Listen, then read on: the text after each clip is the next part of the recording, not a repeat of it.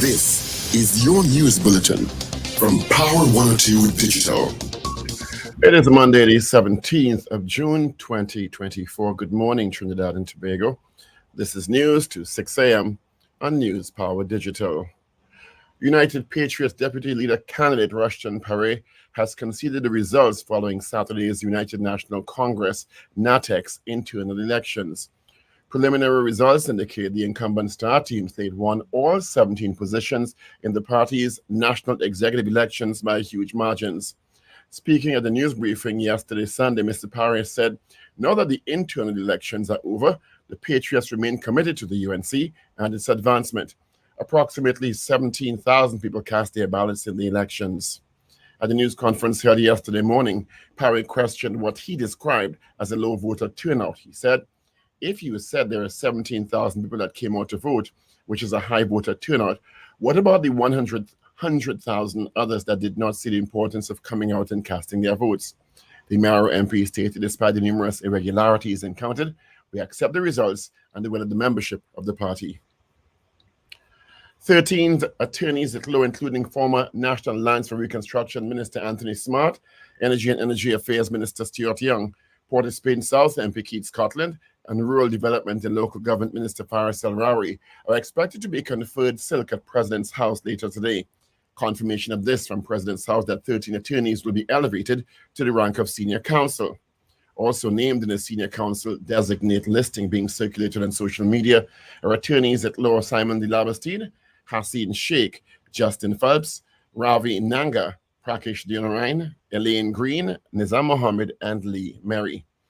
The official invitation from President's House for today's ceremony states, quote, on the advice of the Prime Minister, Dr. Keith Rowley, President Christine Kala Kangaloo will present instruments of appointment to 13 attorneys to the rank of senior counsel today, Monday, 17th June at 2:30 p.m. at President's House.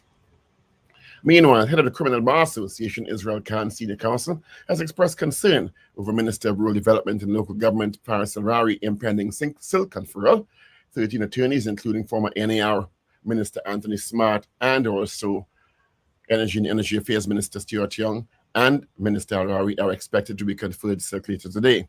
Khan endorsed Minister Young as deserving silk due to his reputation, merit, ability, and integrity, but questioned Minister El-Rawi silk, saying there's a problem hanging over the head of El-Rawi in relation to the indemnity agreement with King's Counsel Vincent Nelson that he entered into to prosecute former Attorney General Anam Logan, and the present AG has publicly said he would reveal at the appropriate time the significance of that indemnity agreement, so it's still hanging over his head, end quote.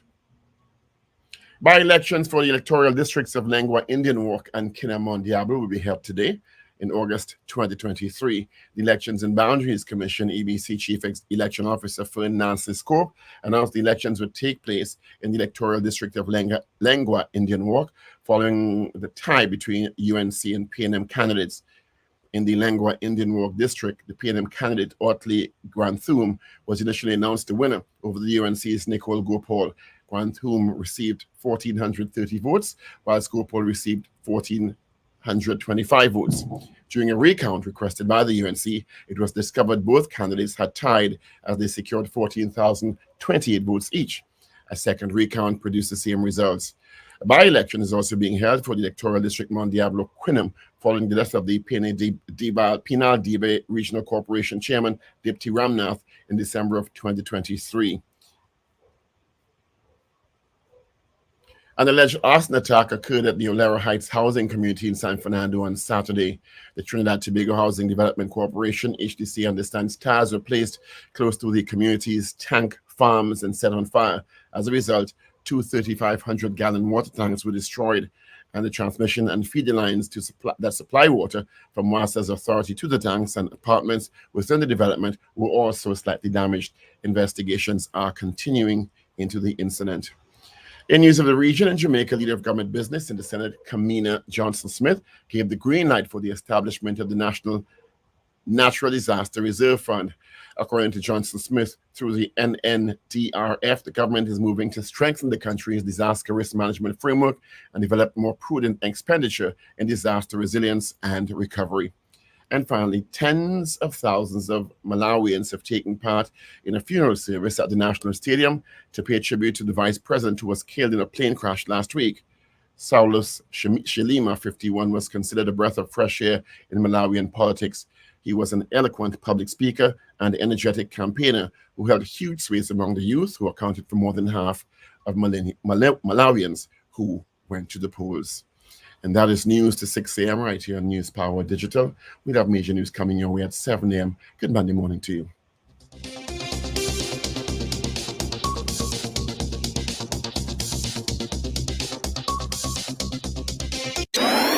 Up to date and credible. Power 102 Digital.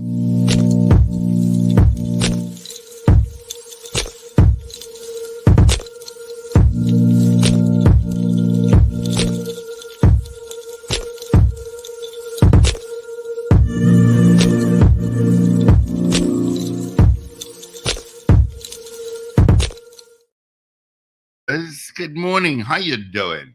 It is Monday, the 17th day of June. Good morning to you. Celebrating a birthday. Happy birthday to you.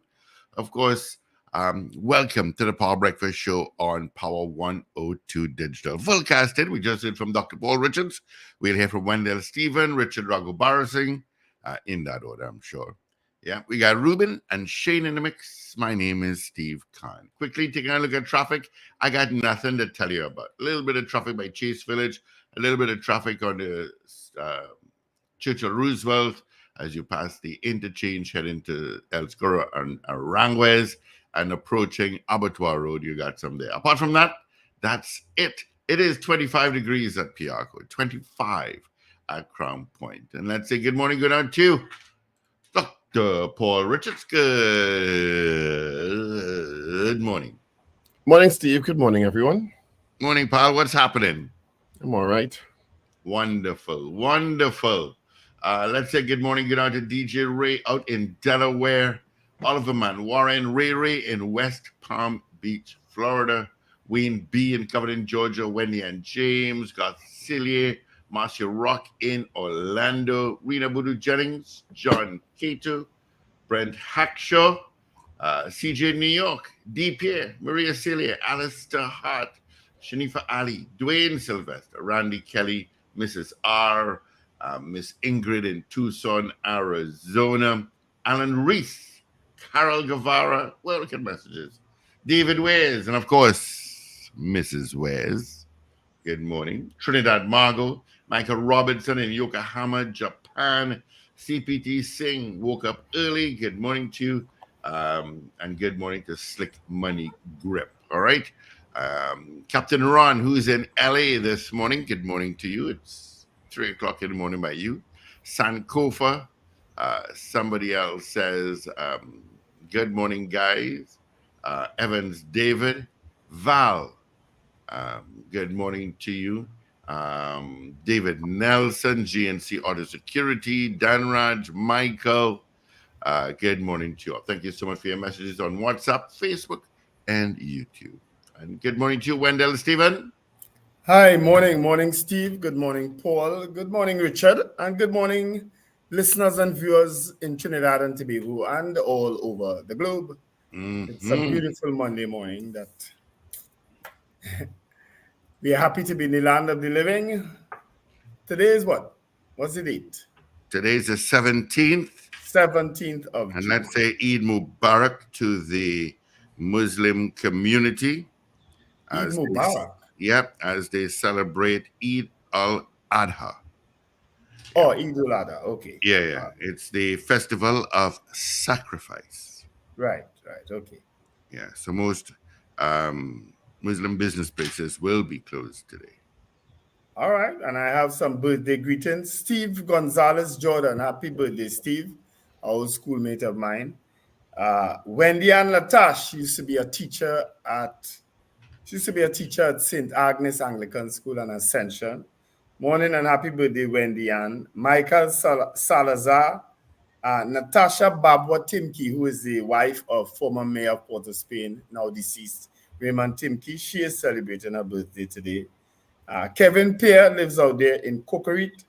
Dean Allen, one of our very ardent fans and contributors to this program. Happy birthday, Dean. Daniel Decoto Campbell. Joel Martinez, former mayor of Port of Spain. He is also celebrating his birthday today. I think he is abroad because he's been posting some pictures from him, he and his wife abroad. So happy birthday, former Mayor Martinez, and all others who are celebrating birthdays over today and tomorrow when I won't be here. All right, happy birthday. All right, we have a holiday coming up on Wednesday. Labor Day. And yeah. It's also a holiday in the U.S. on Wednesday. Yeah, Juneteenth. Yes, it is. All right, whose birthday is it today? Deborah Graves? Deborah Graves. Happy birthday. I didn't know that. How come your birthday didn't come up on my timeline then, Deborah? Happy birthday, Deborah. Deborah is an ardent fan of this show also, too. You know? So happy birthday, Deborah. I remember Ricardo Welch, Gladiator used to call her the Chinese woman from Mova. Happy birthday, Deborah. All right? 60. Okay. Nice, Deborah.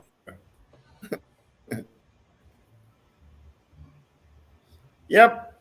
How was your weekend, guys? My Father's Day was great. I spent it with my family as usual, and we had a really good time. Yeah, busy weekend as usual for me. Didn't get the rest. Good morning and congratulations to West Indies cricket team. Quite a number of silks going to be handed out later today. The star team? Yeah. I was going to wear a silk The shirt star today. team also. No surprise. I told Russian Parry that was my belief on Friday when we interviewed him. Without being disrespectful, I didn't think that they were going to win. I think all the writing was on the wall, and not just sadly, they didn't just win; they won resoundingly. Yeah, I saw the numbers. The candidates got 3 times the number of votes that the United Patriots got in all of the if not all, most of the positions, 17 positions. Constituencies. Yeah. The positions. And most of the right. Yeah, positions. You're right. No surprise, you know. And that's the team endorsed by political leader Kamala Prasad-Bissessa. So they conceded defeat yesterday morning in a press conference and said they've recommitted to the United National Congress. Well, I didn't think it was going to be any different. No. Remember, before we interviewed him on Friday, I said they would not have won anything. They would not have won anything. He questioned Rushton Parry that is the low voter turnout, but from my understanding, the voter turnout in the last year was about 12,000. This time it was about 17,000. Yeah, it went so more people came out to vote in this internal, and internals generally don't get the whole membership turning out. So no, that was an odd statement, you know. But we see how it goes into the future. Senior Council accolades will be handed out to 13 attorneys today, including 3 persons in the government. Three sitting members of parliament. Yeah, and on the government side. Yeah. Minister of Energy Affairs, Stuart Young, Port of Spain South MP Keith Scotland, and Minister of Local Government and Rural Development, Faris Alrari. Yeah. In addition to several others, you know, Anthony Smart, former NAR minister. Yeah, I don't know why I thought he was always a senior counsel. Yeah, a lot of people could admit, I get the work they've done. The number of lists that circulated, yes, is astounding to start with. Yeah. A million is. Haseen Sheikh, who is, I think, one of the top public defenders or prosecutors. She's the chief public defender right now. Yeah, chief public defender. Yeah, she worked with Prakash Deodorine, Keith Scotland, Lee Merry, Anthony Smart, Justin Phelps, Simon Delabastide, Stuart Young, Faris Alrari, Ravi Nanga, who I think is the chairman of WASA. WASA, yes. And we Elaine Green. We interviewed him already. So congratulations to them all. Yeah. And did I see, did you say Nizam Mohammed? Is his name on one of the lists? I didn't see that on this list, but maybe it is. I don't know. It's not on this list, but there were several. It was on one of the lists. Yes. That I got. Former Speaker of the House. We'll find out at 2:30 today. Yeah. And when they give them their credentials. Yeah. So. But I congratulated 3 of them over the weekend when I got the message. And, well, 2 responded right away. Stuart Young responded right away. Faris Harari responded not too long after. And, well, you know, MP Keith Scotland, he read it and he didn't respond. And then eventually he called me. He said, I'm passing for a drink. I ain't see him yet. But I was really especially happy for him. You know, because I think he thoroughly deserves it. You know, I mean, I'm happy for all, but I was especially happy for him. You know, my fees might go up though he could represent him, but it don't matter. so my fees might go up. But your fees jump. Okay. Yeah. I hope you had an arrangement before today. Well, let's just put it this way. I think we will have an arrangement. Because he wants me to do something just as bad as I want him to do something. All right, very good. Congratulations to them all. Because of the no silk appointment is without controversy in this country. Mm-hmm. And so Senior Counsel Israel Khan questioning the designate Faris Harari, saying that he has a matter hanging over his head, but it's not an official matter anyway. No. Related to the situation with Vincent Nelson, but I don't think it'll stop anything today, quite frankly. But even back when, because Faris Harari sort of remained Attorney General for quite a long time, for a term and more, and I thought that he might have gotten it then, but he didn't. You know, so in Barbados, once you become Attorney General, but it's in their rules, you become senior. Yeah. And there's several other countries that have that, which makes sense, you know, in a lot of ways. You know, the Attorney General can't be junior to, as the titular head of the bar. Yes. Can't be junior to, you understand? Yes. What kind of you come on? He didn't get it then, but he got it now, and I'm happy for him. You know. So, what else happened? Well, the by-election is taking place today. Yeah, two by-elections. Quina Mondiablo and Indian Walk Lengua, I think. Mm-hmm. Those are the 2 districts up for grabs today. 2 by-elections taking place today. You know, one because of a tie, and the other one because the incumbent passed on. Passed away, yes. Yeah, so the tie was in Indian Walk. Yeah, sorry. Indian Walk Lengua. Indian Walk Lengua, and the other one because of the passing is in Kinamon Diablo. Yeah, so he was actually the chairman of that corporation when he passed away. The PNM held a meeting on the same day of the UNC elections. People saying, why do we do that? But why not? The UNC election had nothing to do with the PNM. No. You know, absolutely nothing to do with the PNM. People had a problem with that? I saw somebody posting why would they do that? Why not? Okay. Why not though? Yeah. All right. People, this country is so weird, eh? What the UNC election to do with PNM having a meeting? Please.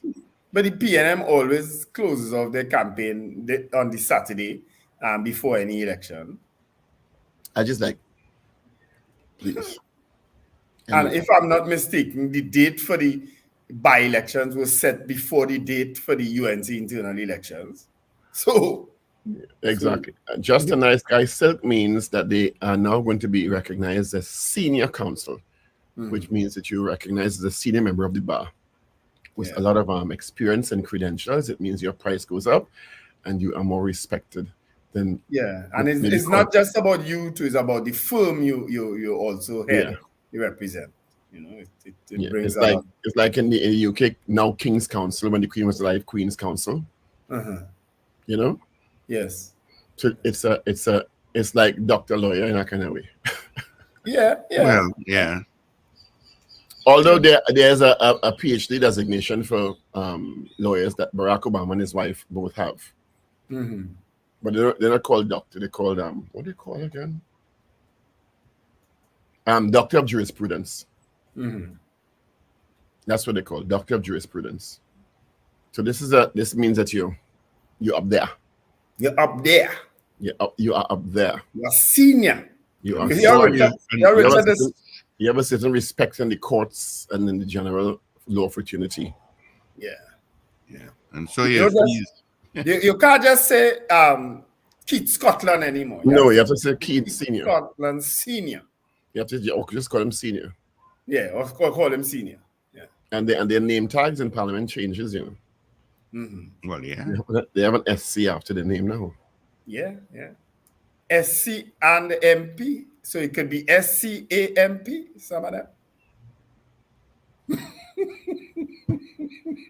I'll leave him that one right there. My goodness. I know one of them in particular, they used to call them that all the time. SCAMP. Ooh, Trinidad seat, yes. Of course, the question has arisen again. Should there be a different process for the award of silk? Because really and truly it's about, I think, is it the Prime Minister and the Attorney General she consult the Chief Justice, something like that? I think it's in the cabinet. The cabinet makes not sure. At the end of the day, you apply for silk. Mm-hmm. You can apply for silk, and the cabinet, the Prime Minister and the Attorney General will say yes or no. Yeah. Was it just the Attorney General? Or is it just the Attorney General? Could be just the Attorney General, Could be. Maybe recommendations to the cabinet according to the news report, the official invitation from President's House today states, open quotations, on the advice of the Prime Minister, Dr. Keith Rowley, President Christine Kalakangalu will present instruments of appointment to 13 attorneys to the rank of senior counsel. So I guess it's, the Attorney General and the Prime Minister and the Attorney General collaborate, and when they will get which was why when Anand Ram Logan and Kamala Prasad Bisesa held those positions, that caused the furor, if people remember, because it was basically them conferring it on themselves at the time. That is what caused that furor back then, because they were the people who were responsible for recommending who gets silk. You understand? The Attorney General and the Prime Minister. But that is long gone. You can't take it. Well, people insisted that they give it back, I remember. But, it's 14 years ago, 13 years ago or so. It's over and done with, So we move on. I think Justice also asking, can one pass examinations? No, I think there's a qualification bar though, in terms of the amount of number of years you call to the bar. Yeah. Mm-hmm. I think you have to be called to the bar for more than 10 years, if I'm not mistaken. Yes, for more than 10 years. I think it's more than 10 years. Yeah. No less than 10 years. No less than 10 years. Yes. And one would imagine you have some significant case victories under your belt. Yes. Why you laugh though? No, I read the DL comment. When Richard comes on, what? Do tell him about SCAMP.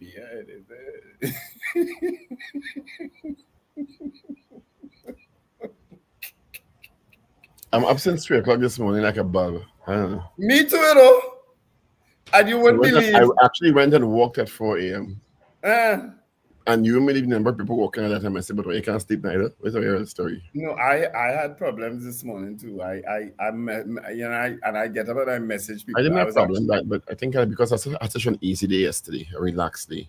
Yeah. Gosh, I have no idea what that is. I just watched TV. I did nothing. I just decided I'm doing nothing. Although I had stuff to do, I just said, you know what, I'm going to do nothing today. You just veg. You just have to veg sometime, Yeah. Yesterday was that type of day, but I vegetated in St. James because the family line was down St. James. And that's where I vegetated yesterday. And my sisters and them, they always late. So they say midday. So I there by 11. They reach about 3. Oh. we should open the phone. And Mrs. Pasalbi says this also in her Father's Day message, said that fathers in the country should be given full paternity leave and rights, which I fully agree with. Sorry? Fathers in the country should be given paternity leave. Mrs. Pasalbi says. Don't fathers already get paternal leave? She said full. That's what I said, full. Oh. It's not the same amount as mothers. Mm-hmm. As far as I know. Mm-hmm. We opened the lines for you this morning Two. Well, David, where's Minister Young and Ms. Prasad says, I don't know if as opposition leader she can, but Minister Young can't practice, as a sitting government minister. He can't represent anyone in court. He used to do a lot of industrial matters and so on, but he can't. Once he took a cabinet position, he can't. And I think that's why, but I'm presuming here, because of his heavy workload, that's why Scotland probably never took or accepted or I know for sure is that. Because he has a heavy private practice. Yeah. So, because he's very bright man, and I think he would have done well in the cabinet with a position, but you'd have to give up all those cases, Yes. And he's always in court. Always in court. In court. He does a lot of matters. There was also I saw some posts about about who? Who didn't get, who wasn't offered. Let me just leave it so. Ooh. How come X and Y wasn't offered? I missed that one. I'll message you. Is there a limit for the amount of people I can get silk or no? No. No. As far as I know. But I mean, you tend not to water it down too much. Right. All right. We do have a call coming through, so let's grab it. Good morning. Morning. Buenos días, ¿cómo estás? Good morning. Oh. No, this is not Zena. Sorry. I didn't say Zena. Was Zena? Buenos días. ¿Cómo estás? Good morning. Well, that one would have caused real bacchanal poll. Why? You never hear the end of that one. Let's hear Mr. Patrick. You see why I didn't say something here? I ain't really confusion. Mr. Patrick, go ahead. Is he there? Ain't nobody discussing that. Oh. Good morning, Mr. Patrick. We know you're here, Mr. Patrick. Go ahead. Yeah, he's talking about the speed limits. And decrease the speed limits. Yeah, we spoke about that when it happened. We spoke about that when it happened. I raised it because the person who is responsible for doing it messaged me and I raised it right away. That was since last week. Yeah, well, some people are questioning why the speed limit has also increased or decreased. Because a lot of people were getting demerit points for silly things. Yeah. Yeah, but what actually is the correct speed limit on the highway now? On the highway is 100 kilometers. The highway didn't change, Oh, is it 50 kilometers? No, 100 kilometers on the highway. No. The road that was 50 kilometers. The roads that were 35 increased to 50. Not all roads, Mr. Patrick. Certain roads, speed limit has increased. Well, they need to go on the TV and certain things and put those things so people don't see. But it was on social media, it was on the newspapers. It don't have to be on TV. We mentioned it here as well. Drop the rate. I hear some people say drop the speed limit. No, it increased. Mr. Patrick, you have to stop going where you hear people. Yeah. I ain't going where I hear people talking about the government drop speed limits because a lot of people don't know. On the highway, a truck speed limit is 65 kilometers. Yes, trucks are different to private cars. Yeah. Yeah, but talking about the speed limit on the highway. I tell somebody it's 65 kilometers, they say they never know that. They don't expect a truck to go 65 kilometers. I say, well, what is the speed limit is? Right? But you can imagine a truck at 100. You're crazy. Exactly. A truck is going to be less. For safety. There's water problem in Arima, boy. I want to change a filter. And apparently, like the lady said, I can't have water for about 3 weeks. In Arima. That's possible. What part of Arima? Arima is a very large place. Victory Street area. Richard would know. I don't know. I don't know what's going on with this water issue. And people still have to pay water rates, eh? Yeah. All right. Have a pleasant day. Thanks, Mr. Patrick. All the best to you. Good morning, caller. Good morning. Morning. Morning, Ms. Davidi. Did she get cut off? Yeah, she got cut off. She was in her bathroom, no? That's what happens when you call us from your bathroom. We realize that, and we put out the powers that be to cut off the line. So we don't want to hear you when you're in the bathroom. I know the song of a bathroom. That was a bathroom. I know the echo you get. I have no words. Anyway, it's Monday morning, holiday week, shortened work week this week. Well, an interrupted work week. I hate it. I don't like it when it drops in the middle like that, no? You don't like it when it drops in the middle? I like it when it's on the edges, when it's either up on one edge or one down on the other edge. Scraping the sides now. Maybe you have a girth problem. But you know, as Mr. Patrick was talking about the speed limits and so on, because I was again on the road a lot this weekend. People just drive in any which lane they feel driving at any speed, you know. Yes. People decide if they're turning, let's say you're going down the highway, right? And you leave Arima and you're turning right by the UV lights. They stay in the right lane all the way down, you know, until they reach that light, you know. That's how a lot of people drive like that, you know, because they know they have to make a right turn eventually. They will stay in that right lane regardless of what speed. Yeah, they'll probably stay in that right lane from Trinidad City coming all the way down. Right. Trucks is another thing that stay on the extreme right lane. And I cannot understand why they would stay. It takes longer to pull off.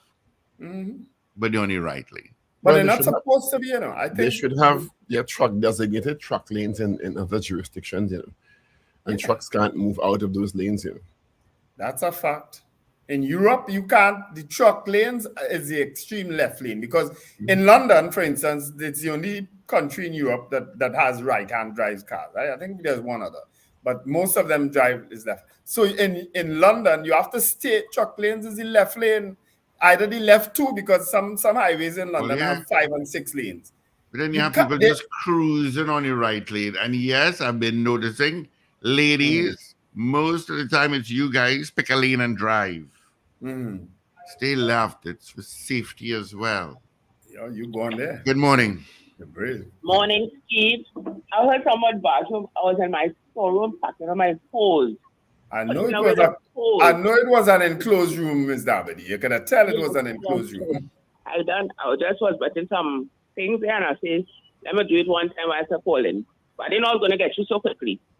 Okay. So anyway, I want to congratulate Mrs. Pamela for starting her 13 because I knew it. I knew Mr. Parry was going to get it good and proper. But what I'm worried about is that they will no longer be friends with the party, even though they said in the post in their what do you call it? Thing when they lose, what do you call it, Paul? Concession speech, right? When he said that work starts from today, I know what work he's doing, but it's their own private work, not with the UNC, because I tell you, that party will have nothing to do with them. Yep. Nothing at all to do with them, and which I find is bad. All of you all belong to the party. If you all say that Democratic Party you all have, you can challenge if you want. So therefore, nobody must challenge. But now, they're out of the system. They will never be a candidate for the elections next year as well. So I know Michaela Pandey, who just dropped out from his side and say something, you want nomination, now she's no longer talking. We don't hear anything. I don't hear anything. So I don't know if she said anything. I haven't heard anything from her since. Those 5 persons will just be part of her party.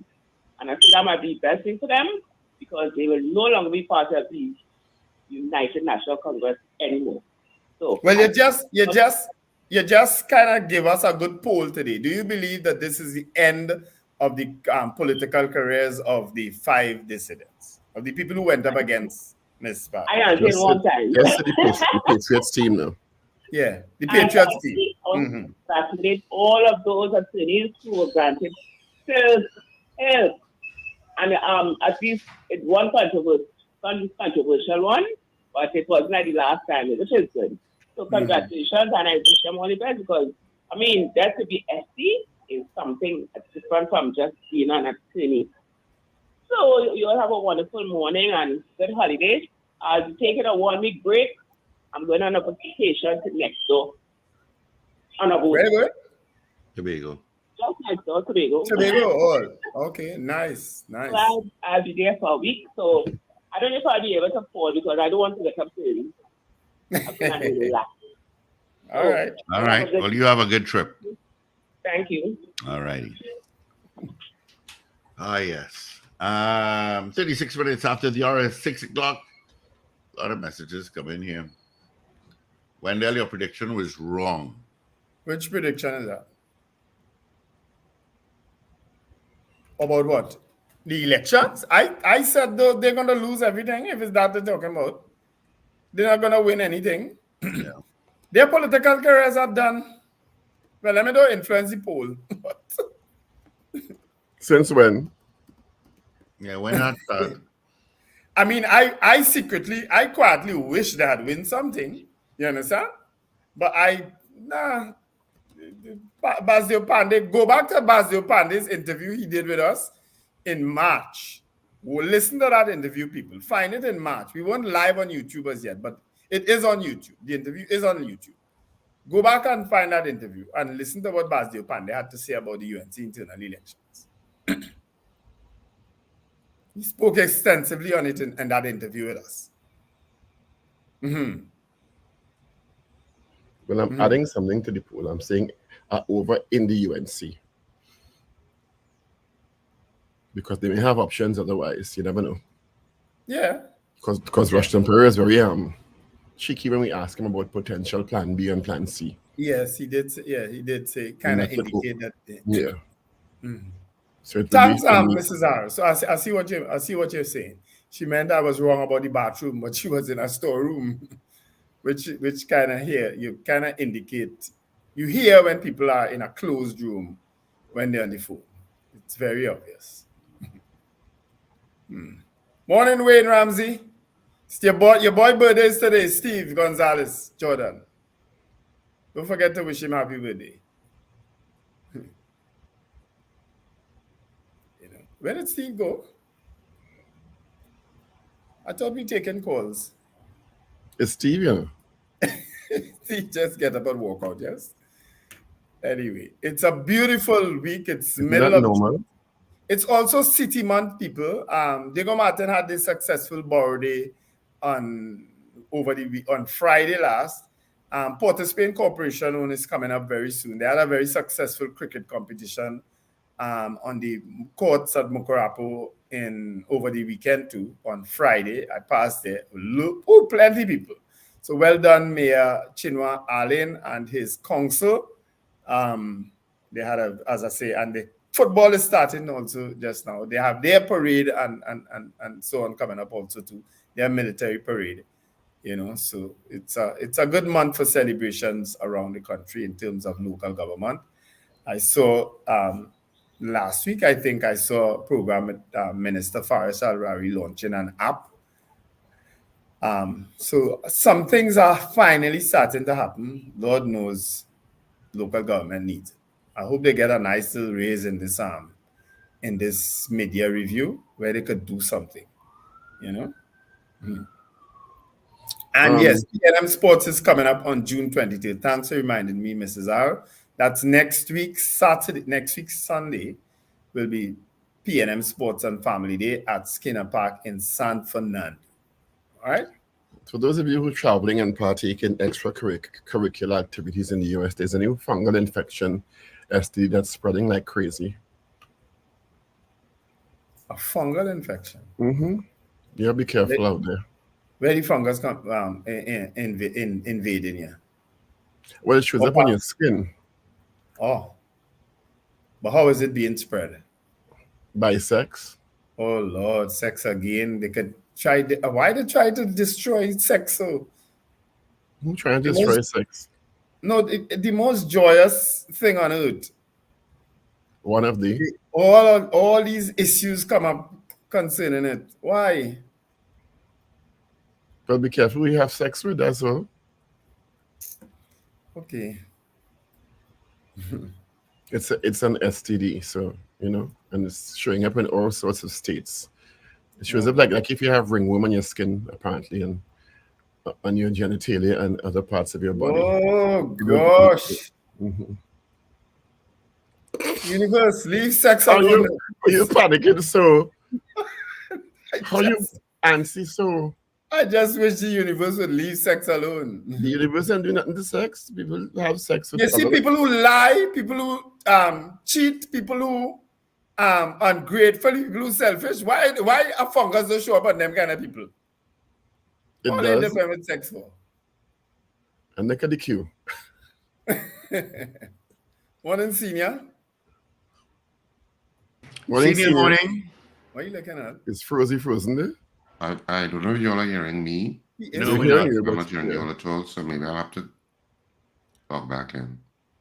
We are hearing you, Richard. He's not hearing us. Okay. Well, he has to go out and come back. Message him there quickly. Tell him go log out and log back. He said that just That's what he's doing. All right.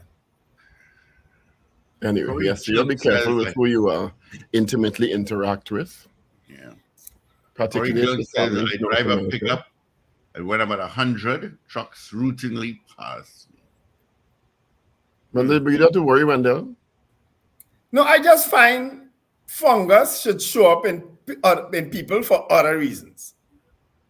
There are so many other things humans do to one another that are so bad, and no fungus has come. Let the fungus come there. It do involve exchanging of bodily fluids. If it involves exchange of bodily fluids, you'll have that issue. Good morning, Ragoobarsingh.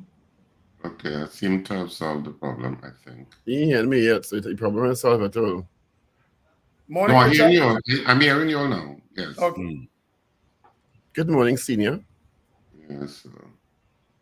My name was not that list. I didn't apply. I put it in for you. It's an application process. I pretended to be you and put it in. It just means you ain't get picked. Well, your department must be celebrating, Richard. You all must be very happy.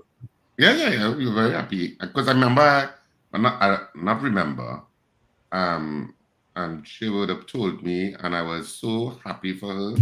Haseen. So I suppose we'll do a little celebrating today. Okay. Is she the youngest person to be awarded silk ever? I wouldn't know that. I have no clue. Okay. She's so diligent. She came to I think a JSC once already, and she was so on top of the responses. Very diligent person. So congratulations to them all.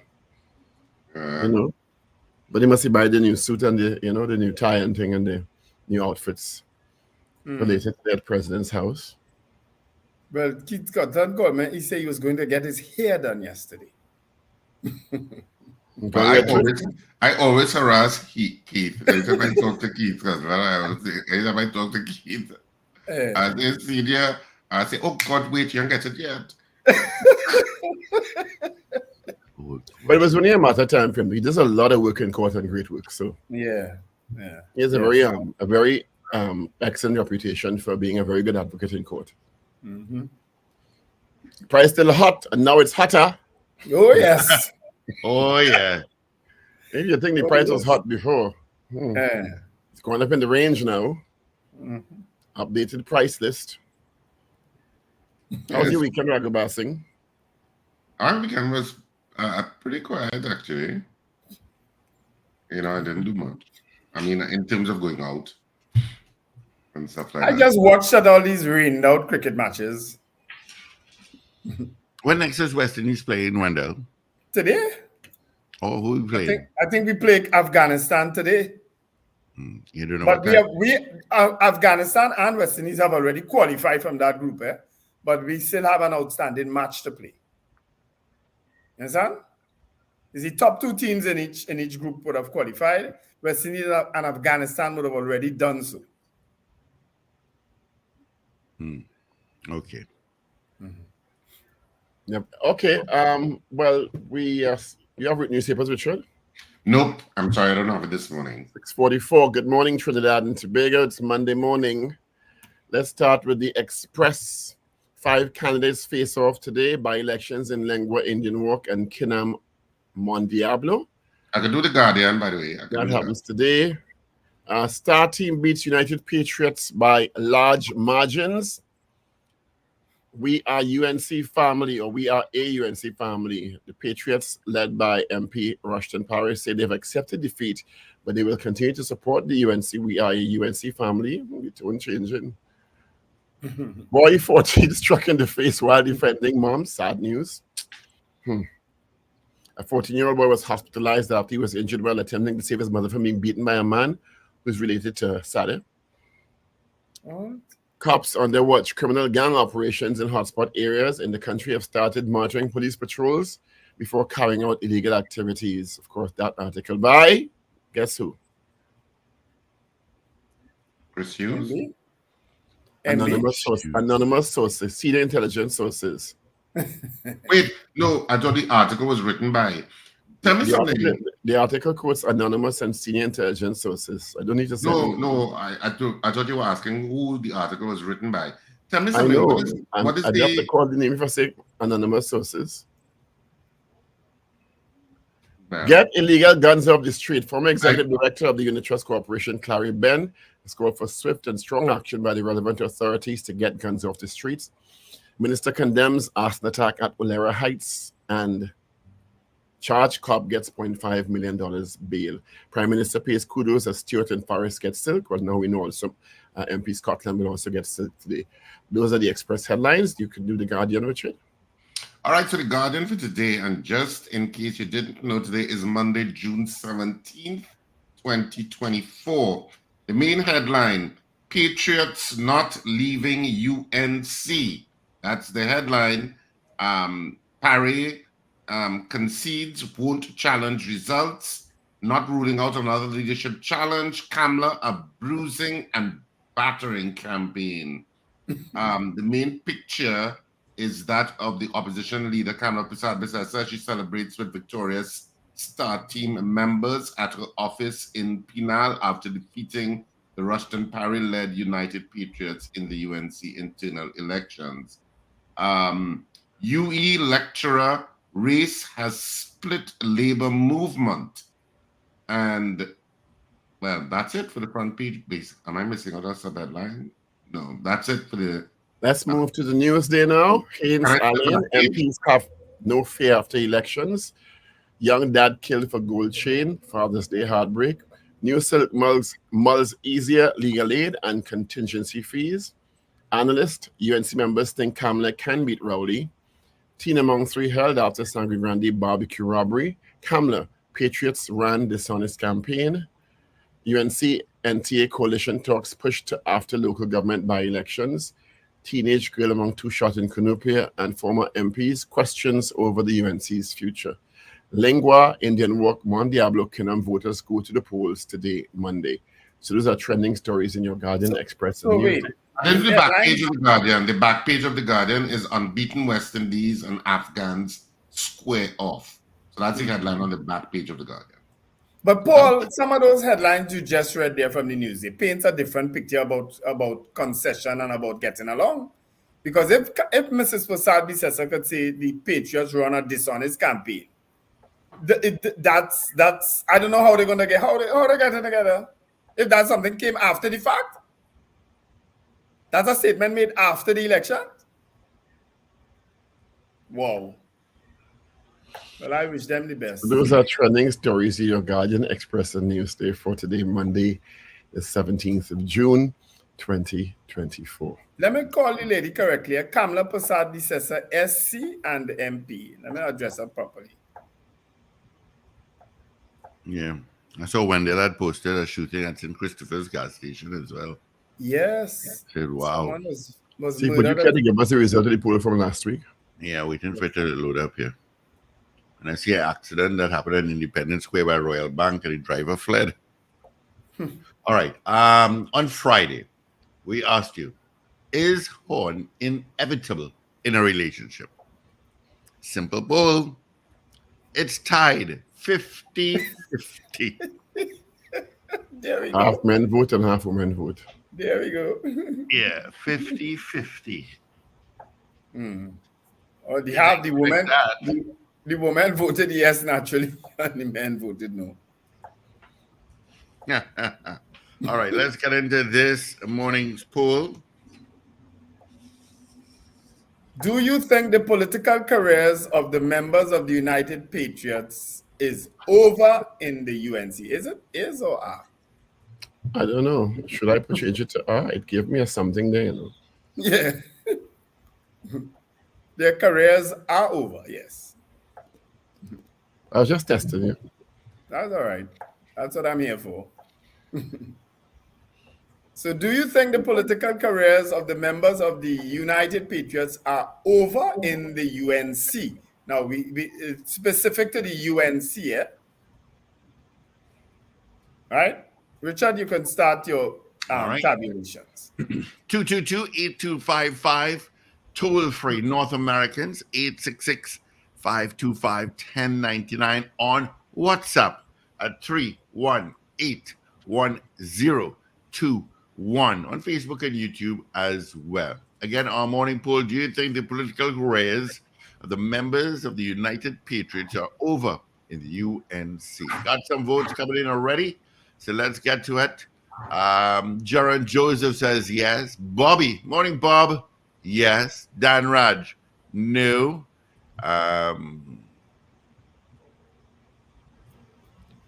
Captain Ron says yes.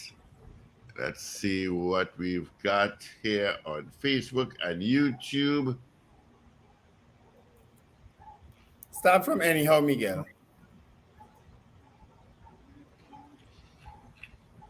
Wow, a lot of votes coming through here. Yes, it's over. John Cato, yes. Denwell, yes. David Wares, yes. MS, yes. Hector, no. Anthony Franco, no. Boy Bedesi, yes. Gregory Bauer, yes to the poll. Brent Hackshaw, yes. Calvin Mahabir, yes. Cynthia Aaron, no. Joyce and Dialsing, yes. Okay.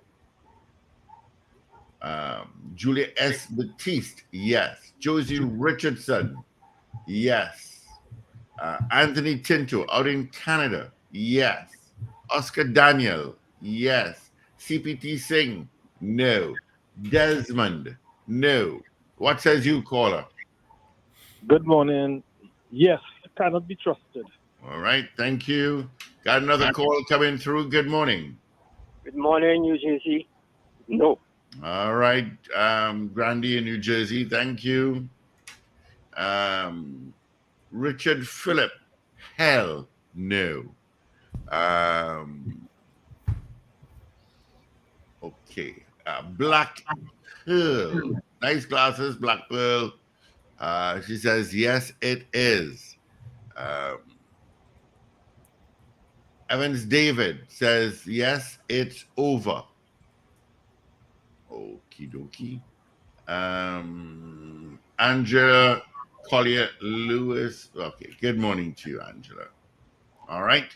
Do you think the political careers of the members of the United Patriots are over in the UNC? Yes or no? Carl M. Jack, no. 222. Is Carl M. Jack the same as Carl Jack? I was wondering that. Probably. 222-8255. WhatsApp 318-1021. Toll free for North Americans 866. Yeah, 866-525-1099. Kenny out in Harlem. I say yes. Dave Gosai, morning to you, Dave, says yes. All right. Keep those votes coming via Facebook, YouTube, WhatsApp, and of course, you can touch our tunes via telephone. 222-8255. 5 minutes before the hour of 7 o'clock. Major news at the top of the hour. AV is in already. Okay, so Carl M. Jack is the same as Carl Jack. You're a friend of mine on Facebook, so I know what you do. I know what. Good morning, and thanks for joining this show on radio. I think you have a relative who is a national volleyball player. Is it volleyball? Yeah, I think that's what I saw on your Facebook profile. If you're on the Solomon Hochai Highway, there's an accident northbound in the vicinity of Chase Village. Finbar Collins also says yes.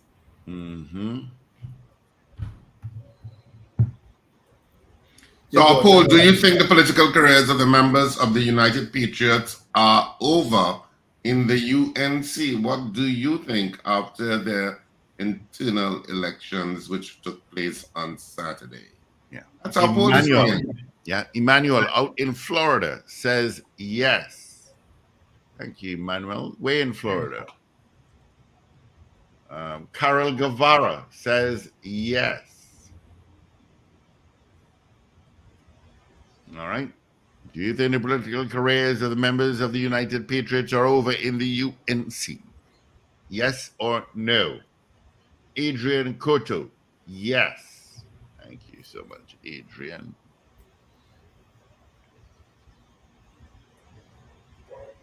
Beauty culture, yes.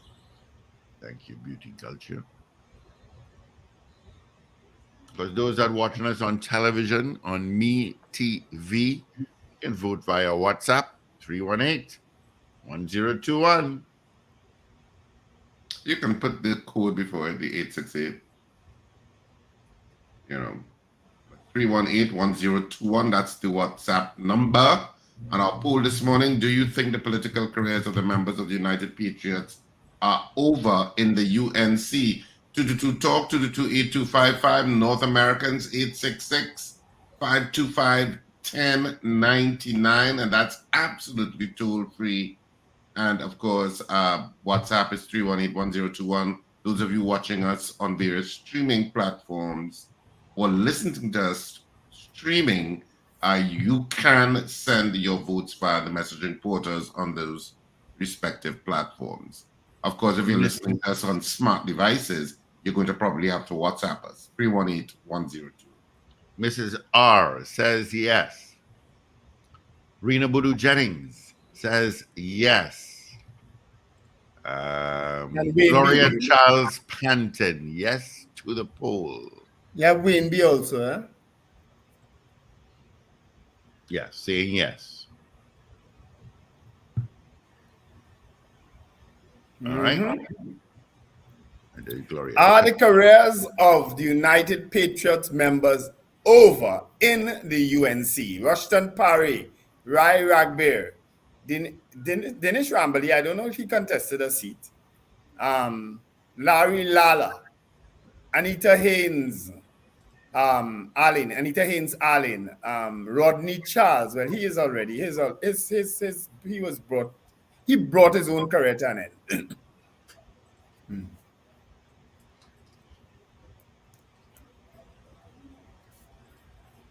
All right. But Russian Jeremiah says yes. Yeah, was supremely confident on Friday when we spoke to him. Poor fella. Again, I mean, you can't say, I think we're going to lose. You can't do like Vassan Barad then. You can't go into it and the last minute say, I think this election will be rigged. But that's what Vassan Barad did in the last one. If you remember, he pulled out. Because he said he's sure it's going to be rigged. Right? You have to go in there with a little confidence. They got as much as 4,000 votes in some people got as much as 4,000, which probably is a higher number than other people who challenged would have gotten before. You understand? I don't know the statistics. Somebody in the UNC could let us know if they actually got more than other people who challenged the leadership slate before. Wayne Joseph out in Ontario, Canada says yes. Lenny James says no. All right. Have a couple of minutes to vote quickly as we head in towards our 7 o'clock major news. Of course, our poll is going to stay up on our mobile app, which you should have by now. Just look for Power 102 FM Digital, whatever platform you're on, and download the app. or you can go to our website at power102fm.com and vote as well. But in the unofficial results that have been released, the two people on the star team who got the most among the votes were, in fact, Khadija Amin and Saddam Hussein. In the unofficial results, they got the most.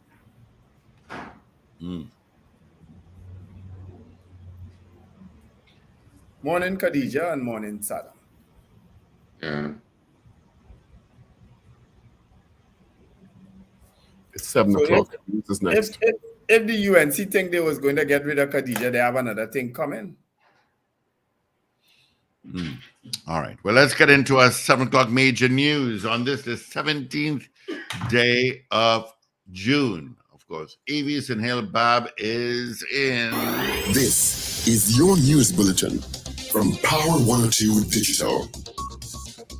United Patriots accept defeat following UNC internal elections. Star team leader Kamla Prasad-Basasa describes the Saturday's elections as the worst.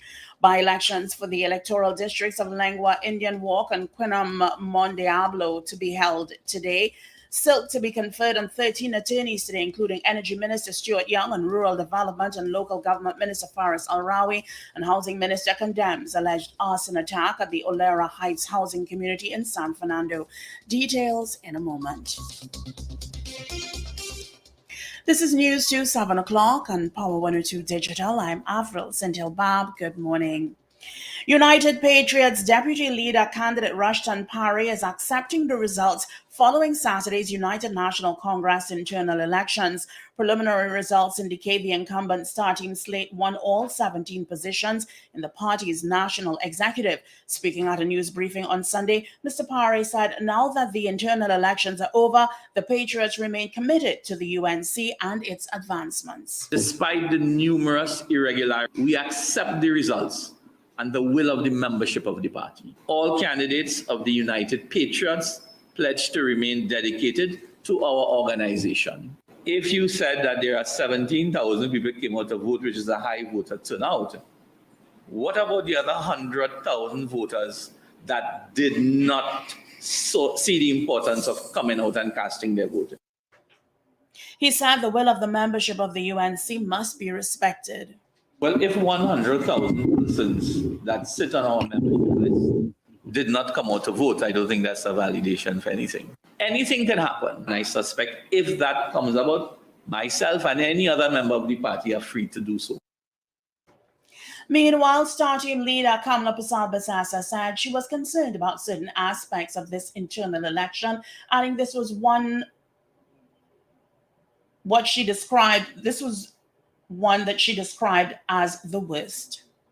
I have gone through so many campaigns. As leader myself, 6 internal elections I have caused to be held in the party. And this has been the worst year.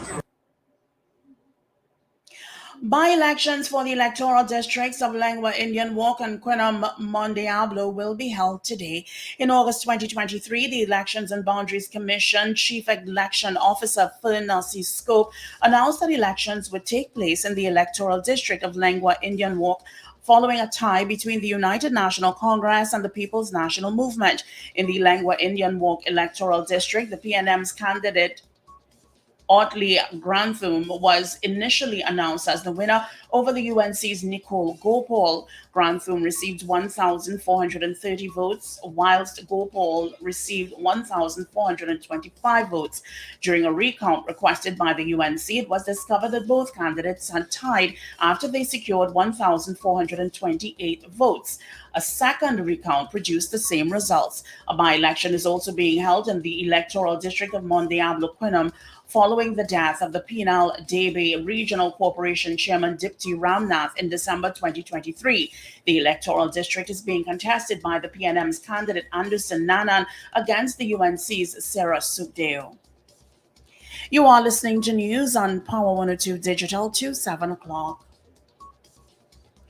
Energy and Energy Industries Minister Stuart Young says he is humbled and grateful to have been awarded silk in recognition of his distinguished legal profession. He defended his right for his honor, saying that he did not select himself, nor could he ascertain the criteria used to identify him for this privilege. 13 attorneys, including former National Alliance for Reconstruction Minister Anthony Smart, Energy and Energy Affairs Minister Stuart Young, Port of Spain South MP Keith Scotland, and Rural Development and Local Government Minister Faris Al-Rawi are expected to be conferred silk at President's House today. Confirmation came from the President's House that 13 attorneys would be elevated to the rank of Senior Counsel this afternoon. Also named in the Senior Counsel designate list being circulated on social media as attorneys at law Simon De La Bastide, Justin Phelps, Ravi Nanga, Prakash Deonarine, Elaine Green, Nizam Mohammed, and Lee Mary.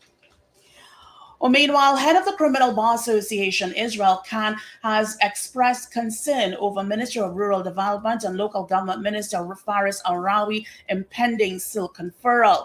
Khan endorsed Minister Young as deserving of silk due to his reputation, merit, ability, and integrity, but questioned Minister Al-Rawi's silk. He said that there is a problem hanging over the head of Al-Rawi in relation to the indemnity agreement with King's Counsel Vincent Nelson that he entered into to prosecute former Attorney General Anand Ramlogan, and the present AG had indicated publicly that he would reveal at the appropriate time the significance of that indemnity agreement. So that is still hanging over Al-Rawi's head.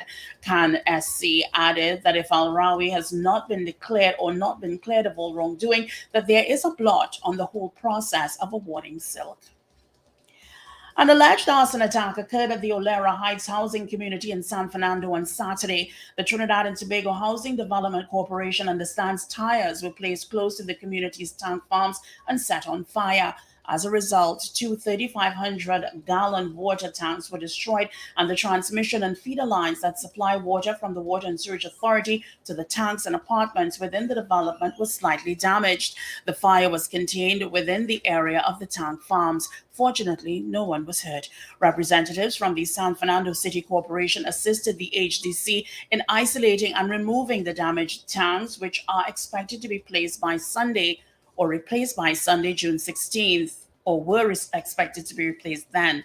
The transmission and feeder lines are currently being repaired by HDC's staff. Minister of Housing and Urban Development, Camille Robertson-Regis, condemned the alleged attacks. She said an investigation is imminent, and those found guilty will be prosecuted for destroying government property and charged with criminal offense or offenses governing similar attacks. Well, finally, here is weather news for the period today till midnight. Trinidad and Tobago, sunny conditions will be interrupted by a few partly cloudy spells with showers at times. There's a medium chance of a few isolated heavy showers or thunderstorms. Tonight will be fair at first with a few showers likely after midnight. Please note that gusty winds and street or flash flooding may occur near heavy showers or thunderstorms, and a significant increase in Saharan dust is expected from tonight. Expect a temperature high of 32 degrees Celsius, both at Piarco International Airport and Crown Point in Tobago. Currently, it is 26 degrees Celsius at Piarco International Airport and 27 degrees at Crown Point. Recapping your headlines to 7 o'clock, United Patriots accepts defeat following UNC internal elections. By-elections for the electoral districts of Lengua, Indian Walk, and Quinam Diablo to be held today. Silk to be conferred on 13 attorneys today, including Energy Minister Stuart Young and Rural Development and Local Government Minister Faris Al-Rawi. And Housing Minister condemns alleged arson attack at the Olera Heights housing community in San Fernando. I'm Avril Sindhilbab. That was news to 7 o'clock on Power 102 Digital. Look out for more news in detail at 12 noon and an update at 8 o'clock this morning. For more details, log on to power102fm.com. Up to date and credible. Power 102 Digital. All right. Thank you so much, Avril, for our major news. You can join her again. Come at 8 o'clock for a news brief. All right. Quickly, let's see what's happening on the highways and the byways. The traffic has picked up surely on the east-west corridor from Grandy to the stretch, Piarco towards UE, QREP, the Port of Spain, Eastern Main Road, Maraval, Dago. Solo is not too bad. You'll pick up some traffic on Uriah by Caronier. Of course, that accident by Chase Village northbound. It's creating a little backup for sure. Got nothing to tell you about in San Fernando. Okay. All right. So let's get the results. Let's see if we have any more. Alistair Hart says yes. And that's it. Just one more yes. Mm-hmm. All right. I don't know if Richard has the same count as I also did a count.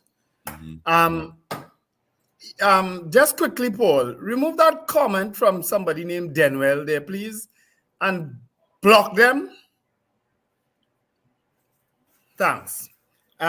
So Richard, my count is 34.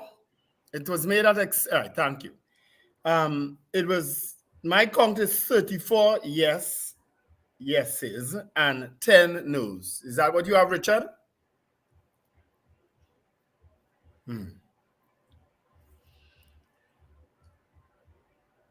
Richard? Where did he go?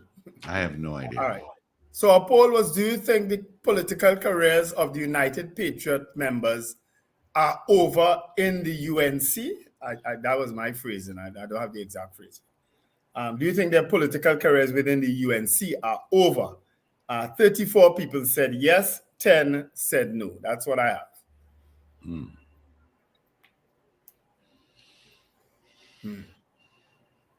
All right. I have 33-10, so maybe I missed one. He just gave another yes there at the end. Oh, well, that's why. Yeah. Okay. Yes. So there you go. Yeah.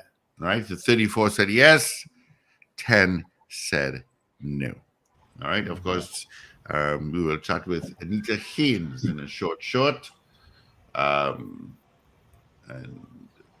anyone who puts those racially degrading comments will be blocked immediately. Yep.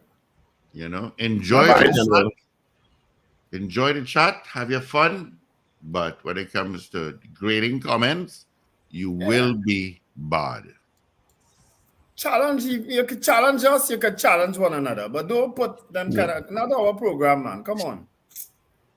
No. And that way of thinking will get you nowhere. Nowhere. All right. Somebody put something in the chat, but I want you to repeat it. No, I won't. Let's take a couple calls. Yeah, we can do that. You have a couple of minutes before our guest hits online. Give us a call. Tell us what do you think, yes or no, regarding our poll. 222-8255. Well, our guest is here. Oh, she is. Oh, there she is. Okay, don't go now. Oh, she does look so pretty. Sorry. How you managed to do that, Mrs. Alleyne? Because she is pretty. Good morning. I want you to know that Senator Thompson Aggie will be giving you all a call for that introduction.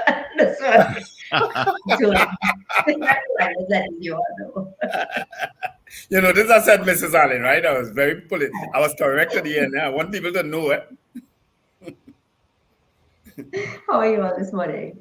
Not bad at all. Not bad. How are you? I'm fine. I'm doing well.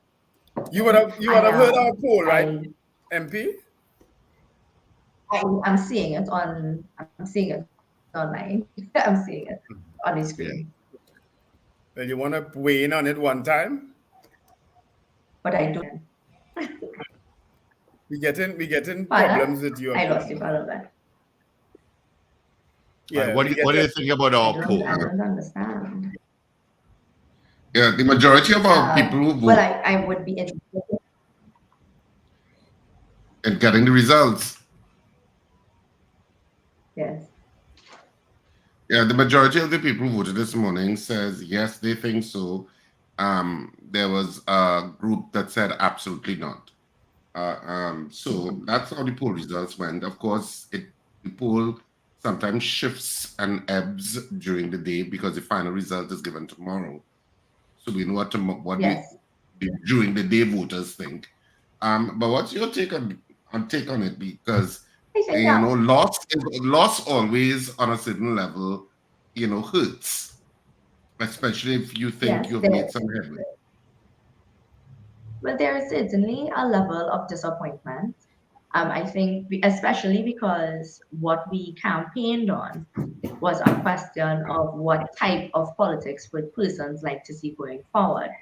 I think the key lesson, the main takeaway for me, was that the persons in society overall who would like to see changes in our political landscape, changes. And when I say changes, I don't mean personalities. I don't mean see one person out and one person in. I mean fundamental changes in the way we do our political business, in our conduct.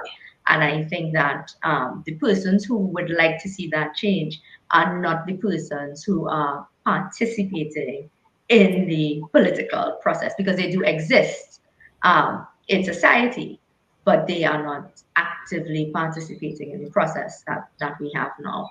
And to answer the question about political careers, I think obviously, given that we campaigned against, or we campaigned for a change in the national executive, and then that national executive will form the screening committee, logically speaking, there would be it would be difficult to see how you would make it through the screening process. However, that being said, how you define a political career, if you're defining it as a parliamentary career, or if you're defining it as a space in the political landscape, I think those are two different questions. Yeah. I have another question.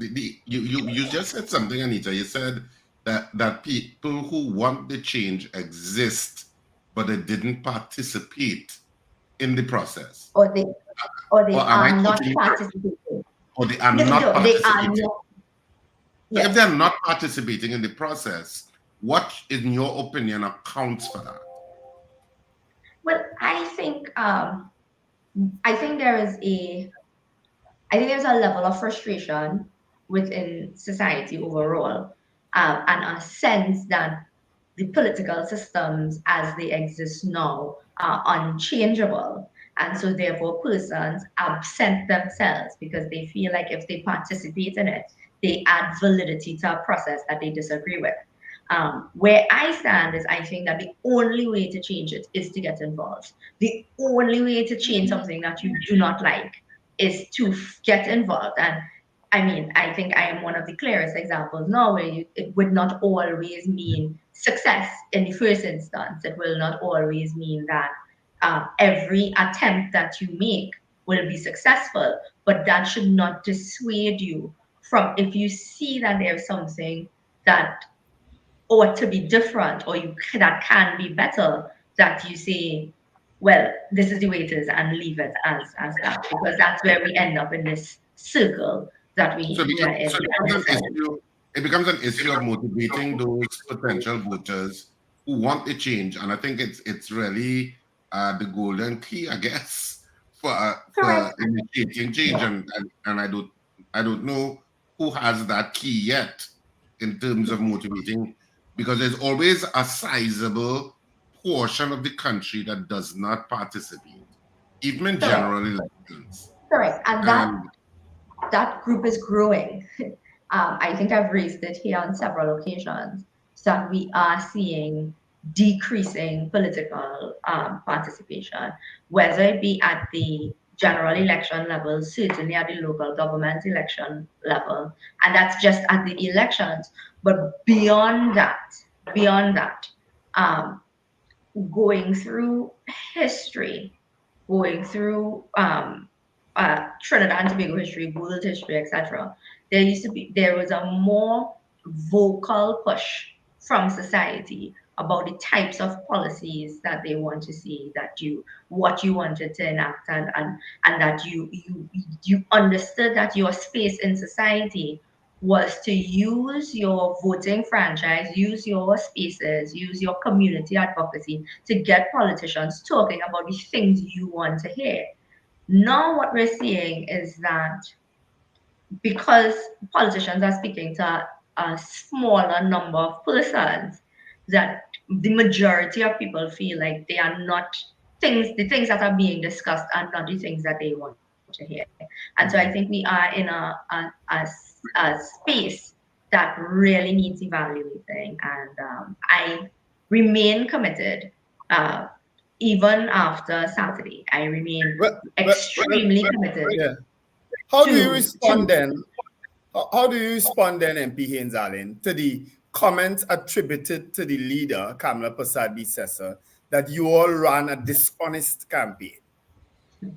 I think that that the time for campaigning is over, and everybody can take a good look at the facts that are involved. We ran our campaign in the public domain, in full view of the public. And so it's just a matter of checking the records and checking back what was said. And I am not prepared now or ever to really go into a back and forth on those issues, especially things that can be, that are in the public domain already. And so the campaigning time is over. What we are looking at now is there is still a question on how can things be better, how can things be improved, and that is the conversation that I will be participating in. Good morning, Anita Haynes-Alleyne. Thank you for joining us again this morning. Going back to Richard's question earlier on about participation and I guess by extension apathy and people not wanting to participate. On the other hand, it can be easily said by some that Mrs. Persad-Bissessar's endorsed team, and by extension her, received a resounding endorsement on Saturday because they received, in many cases, if not most, 3 times the votes that the United Patriots received. How would you respond to that? Because at the end of the day, even though people did not participate, the United Patriots also could not get them to participate. And those who did, which is the litmus test that we can glean data from, resoundingly voted for the star team, endorsed by Mrs. Persad-Bissessar, by extension endorsing Mrs. Persad-Bissessar. Correct. I mean, don't get me wrong, right? I have taken Saturday's results to mean that the UNC members believe that the status quo where we are now is what will take us to success in 2025. My opening comments in no way were meant to invalidate the votes that came in and the message that was sent. That message was well received. What I was talking about was overall on a political landscape. So I want that to be very clear. The message was received and accepted.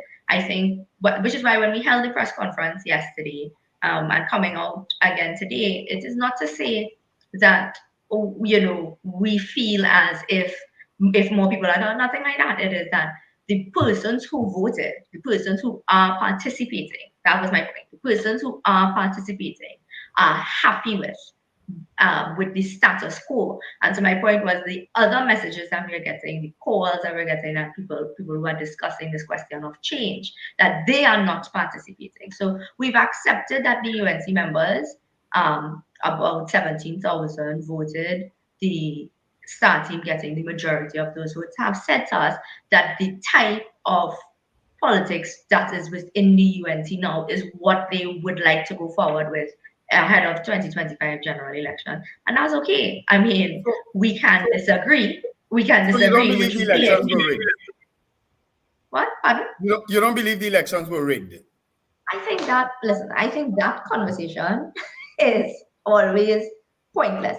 If UNC members on the list, you are a UNC member, and you feel as if the result does not reflect how you voted, then you are well within your right to say that. Personally, I think that if it is that the votes were cast and they were counted, only the UNC members can say whether or not they feel disenfranchised by the result. And nobody said that, and I certainly will not say that.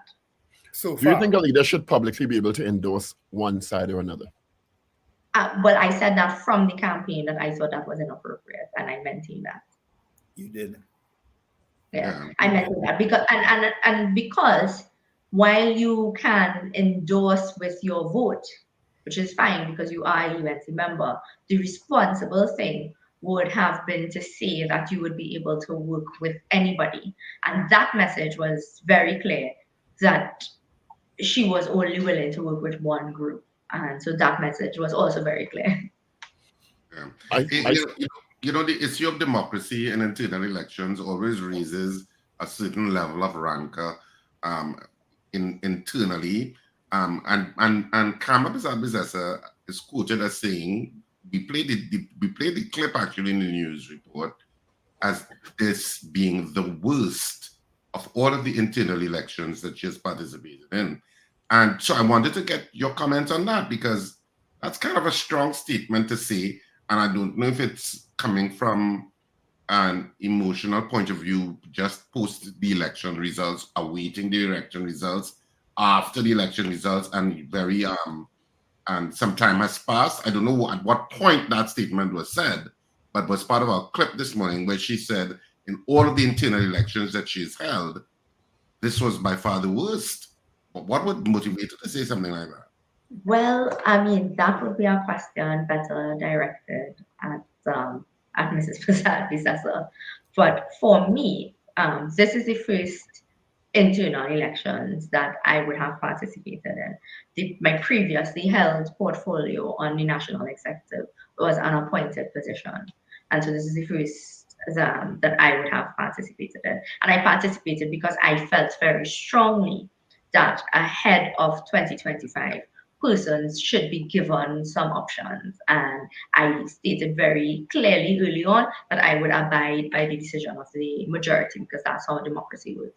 I will say that on my end, the question of participating in the internal election and then being vilified for participating, right? This is it, for calling for the elections in the first place and then participating in the internal election, that somehow made you anti-persons or anti-anything, when that is just how our system works. I found that to be an interesting take. Now, I also understand it to be a politically expedient take, so I'm not naive. I understood why it was done.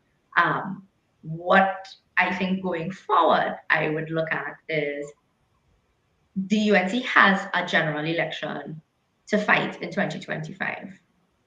In order to win a general election in 2025, you need more people, not fewer. If we continue on a path of what I think the word used was isolate and remove, I cannot see how that is a sustainable path to an election victory. So those, I think, are the things that I would be looking at. But it's interesting. It's interesting that you say that, because is it that Mrs. Kamla Persad-Bissessar and the wider UNC are so confident that the seats that you all now hold, the 5 now hold, means nothing at the end of the day to their support base? But you're right, because if the wider picture is looked at and you have to capture certain seats along the East-West corridor, surely how you treat people now, your own members who challenge the democratic process, may reflect on the results in those seats. So it almost seems like she's settled for opposition. Well, again, you are directing questions at me that will be better directed elsewhere. But I will say, for those of us who ran under the banner of the United Patriots within the United National Congress, we tailored our campaign well aware of the fact that there is a general election to be fought. And therefore, the idea was we based our campaign on how to strengthen the UNC, because we understood that there would be no benefit. There is no win if you won on Saturday and you are unable to win next year. And so my focus as well is on where are we going and how do you contribute to a better Trinidad and Tobago going forward. Well, you're also a UNC member, and of course you all have been very conciliatory in terms of the defeat, but the screening committee is going to be headed by the current NATEX that has just been elected. Correct. It signals, I don't know if that's what's going to happen, but the signals seem to be that you and Rushton and the other members will be considered pariahs. That's the signals that you got during the process. And because there were very vicious words used against Joel. So the probability exists that Joel will not be selected for seats. I mean, And that's so I'm asking you something personally now. Yeah. You can answer. Mm-hmm. If you're not selected for representation, it means then your influence and position in the UNC becomes very whittled down, because you're not going to be part of the national executive. You will not have been selected for representation in parliament, or at least the opportunity to represent in parliament. What do? Because you have your own personal political ambitions, I assume. So Yes. What do you do at that point, Anita? So what I have, my political ambitions are housed in my ambitions for national development. I just want to, and I don't know if that is a usual thing, and maybe that is why people don't understand generally where I'm coming from.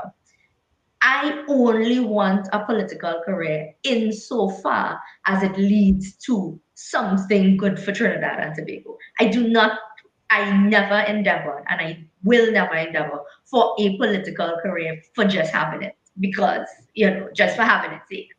Wherever at any point in time, while participating in the politics of Trinidad and Tobago as it stands, if I felt as if what I am doing, I am not contributing to a better Trinidad and Tobago, I am very comfortable with saying, well, this is really not something that I'd be willing to participate in. So I just want to make that clear. So my political ambitions, my political career, my participation in politics at a parliamentary level, at a party level, is housed in whether or not we are contributing. I am contributing using my particular skill set, and I'm contributing to a better Trinidad and Tobago. So that is me personally. So to answer the question on the screening committee and whatnot, I mean, logically, it would be, I also assume that there will be no success at the screening committee. That is fine, because what I advocated for and what they advocated for are two different things. So it means that we're not on the same page. So that is also, Well, I'm glad you said that, because it follows through my next question, Anita, because now Rushton Perry has yesterday recommitted himself, and by extension the members of the United Patriots, to the UNC. Correct. And to holding the government accountable. Your campaign spoke to significant deficiencies in the UNC. Correct. Especially in the context of winning a national election, and also a lot of it, because of what was thrown your way, spoke to the kind of politics that manifested in some ways with what was said about you and your team. Would you not say that? Yes, yeah. How do you then reconcile continuing in that sort of environment as a UNC member and as a UNC MP when you've spoken so strongly against that type of politics and against that type of rhetoric, but with recommitting yourself to what is essentially a party that has won the INATEX and now will continue presumably along that path? Well, here's the thing. What we are committed to are the principles of the United National Congress. The principles of the United National Congress are looking at things like equitable development, equal political participation. There are things, people-centered development. Those are the principles of the United National Congress. And therefore, you can be committed to those principles and advancing those principles and being within a political organization. And, there will always be differences anywhere in any political organization or any organization at all, where in the execution of those things. And so for me, I'm sure for Rushton, for others, the same question is on how do you build out over time now that you get persons who are interested in where we are or where we intend to go. How do you get them interested? But isn't your voice now, and this is because let's just say 3 months ago, 6 months ago, before the issues of the NATEX election were raised, you were considered one of the shining bright rising stars in UNC. Now many consider, because of what you've articulated on this show, and because of the type of conflict that it manifests in the election, some people suggest that your voice may not be as strong now compared to 6 months or a year ago. How do you now, and Rashid and others, have a voice making that change? I just want to add, my voice is my voice, right? When I came in, when I started, the profile that I have built, I built it. You know, I want to be clear about that. And so I don't see whether it is that UNC persons see you as a person that is not going to be selected for a seat or whatnot. That doesn't make you any less of an advocate. It doesn't make it really will not diminish your voice, because it is a part of what you bring to the table, of what I bring to the table. So that part of it I'm not concerned about at all. I am more concerned about doing the work that is necessary. Clearly, the work that needs to be done to make people more comfortable in participating in the political process. MP Haynes-Alleyne, there's a school of thought, and it has borne out in some decisions, some voting patterns of the UNC in the parliament, that they are not really interested in the welfare of Trinidad and Tobago by the way sometimes they behave and the way they vote. Now, you've been part of that process. Is it because I'm listening to you and you say you want for the best for Trinidad and Tobago? Is it then that you are going to rethink how you would have voted in the past in terms of moving forward when things come to parliament? Here's the thing, you are here now raising a statement based on your perspective, right? If you check through any of my parliamentary contributions, I think I've been able to articulate why I am taking a position that I am taking.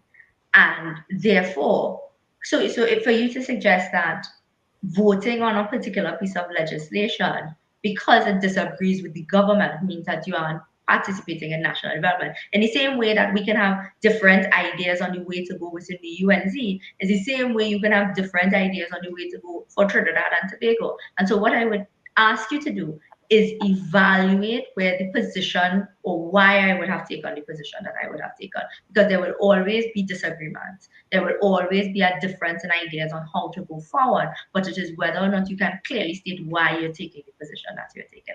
And that is something that I really genuinely think that throughout my parliamentary career, I have been able to do, which is to say, this is the reason I am doing X, Y, and Z.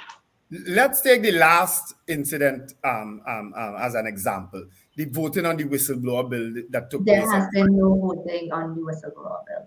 Well, the position that the UNC has already taken that they will not support it, including the 5 of you who went up against the star team, that you will be towing the line and following the whip.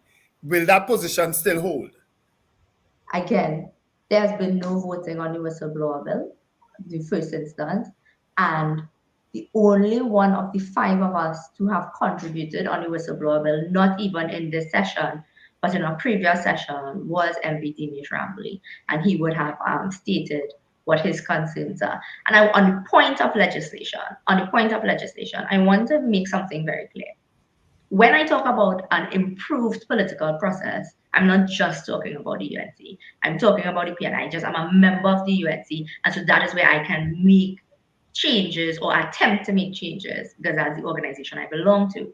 But if you are a member of the PNM, if you are a member of the legislative arm of the PNM, and you have a piece of legislation that requires a 3/5 majority, that requires the help of the opposition to pass it, how you go about getting that support is important.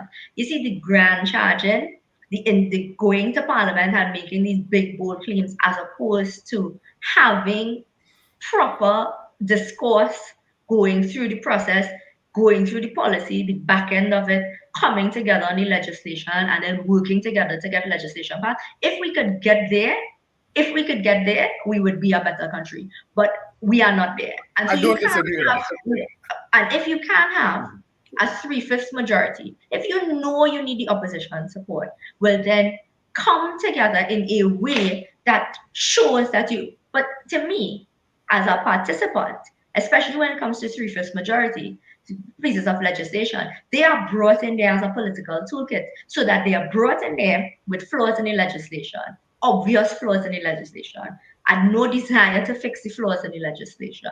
And then they're put onto the public domain to say, well, look, we didn't get this support, we didn't get that support. And then it turns into, did you say yes, did you say no? But there are sensible, progressive ways to deal with these things. And those are all the things that I'm talking about. There is a better way to practice politics. So the whistleblower legislation brought at this time, I believe, really is just to say that the UNC didn't want to support it because they support X, Y, and T. But if you wanted to be responsible and you genuinely wanted this legislation passed, there was no issue with reaching your hand across the aisle and putting it on the table as a way to move forward. And if they had done that and it was rejected, I do not disagree with your logic. I do not disagree with that being probably the best way. But if you are dealing with an opposition that has already signaled that they are not going to support, regardless of how you approach them, if they have already said they're not going to support, well, then I think it is the responsible thing for a prime minister to do, and which is what he did on Friday, to expose how irresponsible that position is. And that's what he did. I will tell you this. There is great value in being able to evaluate whether even your own organization is taking its best course of action. I've shown that I am willing to do it, and I wish more people within the PNM would be willing to do that as well. And again, you'll get a better political product. But they are not willing to do it. They will. You're just willing to say that no matter how it turns out, it was just the best idea. And I don't think so. I have seen many 3/5 majority legislation come in. I have seen it introduced into the national conversation and kicked around and whatnot, reduced to talking points, reduced to pecan, reduced to one-liners, and there is no benefit to Trinidad and Tobago at the end. People today cannot still conceptualize what the importance of the whistleblower legislation is. The PNM in their own parliamentary contributions never focused on what the benefits of it would be, only focusing on whether or not what the UNC support would mean. And therefore, again, you cannot come in, chastise, criticize, bully, and not find a way to work together when you need the support. That in itself is illogical. Well, I wish that the contribution you just made on radio, that you could actually make it in the parliament. The very principle of special majority legislation, to me, demands collaboration. No side can go into any, no matter who's in government. The principle of special majority legislation demands openness to other perspectives and collaboration. Otherwise, unless it's a really straightforward case, which are very, very few, because there are very, very few straightforward cases. Very often people don't understand legislation is clause by clause. It's not a one thing. My next question is, in my opinion, there are a couple in the last couple of years have been fresh, enthusiastic, new voices in the parliament, which is always needed for succession, for continuity. You have been one of them, in my opinion, people like Marvin Gonzalez on the PNM side. And to me, those voices are very important in sustainability of the parliamentary process in Trinidad and Tobago. Do you feel optimistic, given what's happened in the last couple of weeks and months, the way the campaign rolled out with the NATEX election, about your future in the United National Congress? I think that I have a future in the United National Congress. I do not believe that it may extend into the next parliament, but that does not mean that it cannot exist. That's an ominous statement. So, well, I mean, she's being honest. She's being frank. Mm-hmm. So you're committed to the UNC, but you don't think it's going to extend into next parliament as an MP?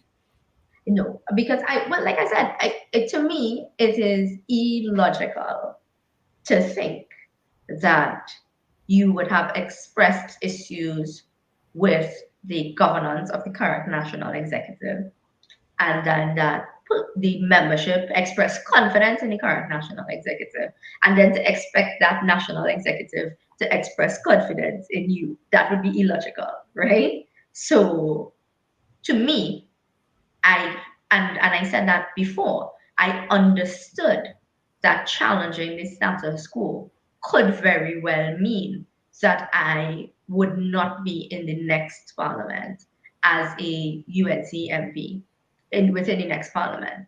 And I was willing and have been willing to accept that, because to me, the importance of being in parliament is to have a voice to say things can be better. And if I was willing to silence my voice within my own organization to hold on to a place, that I also thought was illogical. So part of being an MP is also representation. So Correct. are you saying that, and every political party has the right to choose the candidates they feel will best represent them and their constituents? I mean, let me just put that out there. But you don't feel your work as an MP representing the people of Tabaquite has any sway in this also, in addition to internal issues?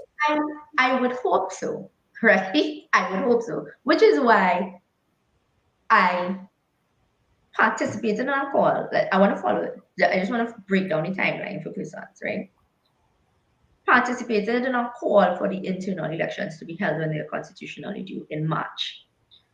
Our nomination papers were due in April. So I had already made a public call that I thought the national executive should face the electorate ahead of any general election by the time I put in my nomination paperwork. So it was already clear that I was willing to take a public stance on where we ought to go as a party before putting in my nomination paperwork. The comment I am making is based on the statements that were made throughout the campaign. If the campaign was run differently, maybe my sentiments would be different. But I do believe that in the way I see the governance of the party, you ought to evaluate what contributions were made, the work done, the representative work done, the legislative work done, what value you bring to the organization. I personally believe that should be evaluated. I am just not on the committee doing the evaluation. And so therefore, you have to accept it for what it is. Is there a specific timeline for that process for the nominations to be screened, those who nominated themselves or offer the nomination to be screened? Well, the NATEX will, prior to the election being called, screening, we were told screening would start in May, but then the elections were called for June. So I assume the announcements will be forthcoming. But I think if you follow along, what usually happens is that the screening process takes place and candidate selection takes place a lot later down within the United National Congress. Given that there's been no date announced for the general election, we are some ways away from that, I would think. Your colleague Rushton Parry was our guest on Friday, and yes, while he recommitted himself and your team to the UNC, when we asked him this specific question, he was kind of nebulous. If not selected, if there are options, plan B and plan C, potentially with other parties, is that something you would consider? How to put this? If not selected, I would, the space that I am in is evaluating how to contribute to national development without it being in parliament, because there are ways to do that. Just to be clear here, I love being a parliamentarian. I love contributing to the debate. I do think that I add a certain amount of value to the parliamentary process, to the legislative process. And so it is not that I am not committed to that role. I just don't believe that is the only role.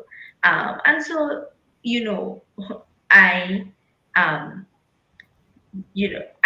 still have youth on my side. So I think there is a lot of space to figure out what is the best fit for contribution. Because, once you've accepted a role in parliament, you have, as you would have acknowledged, you've accepted being under the parliamentary whip.